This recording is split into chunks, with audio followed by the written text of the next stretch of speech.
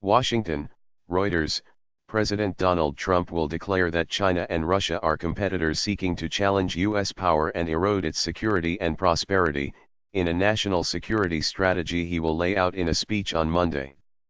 They are determined to make economies less free and less fair, to grow their militaries, and to control information and data to repress their societies and expand their influence. According to excerpts of Trump trademark strategy released by the White House. The strategy, a product of months of deliberations by the president and his top advisors, does not repeat former President Barack Obama trademark 2016 description of climate change as a U.S. national security threat, aides said. Trump has vowed to withdraw the United States from the Paris Climate Accord unless changes are made to it. The United States will continue to advance an approach that balances energy security, economic development, and environmental protection. The document will say. Trump trademark's national security posture reflects his America First priorities of protecting the U.S. homeland and borders, rebuilding the U.S. military, projecting strength abroad and pursuing trade policies more favorable to the United States. The singling out of China and Russia as revisionist powers in the document reflects the Trump administration trademark's wariness of them despite Trump trademark's own attempts to build strong relations with Chinese President Xi Jinping and Russian President Vladimir Putin.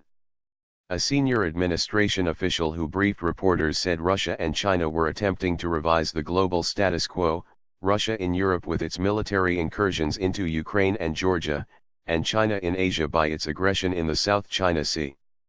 The strategy will pledge to protect critical U.S. infrastructure from cyber hacking and vow to go after malicious cyber actors. Both China and Russia are often accused of cyber attacks against U.S. targets, allegations they deny. Trump has been working with Xi to exert pressure on North Korea over its nuclear and ballistic missile programs, but has made little progress on his vow to negotiate terms more favorable to the United States to lower a trade deficit that reached $347 billion in 2016. On Sunday, Putin called Trump to thank him for providing U.S. intelligence that helped thwart a potentially deadly bomb attack in St. Petersburg, Russia. U.S. intelligence agencies blame Russia for meddling in the 2016 presidential election campaign, and there is a U.S. investigation into whether there was collusion between Trump campaign aides and Russians. Russia denies interfering in the election and Trump has denied any collusion took place.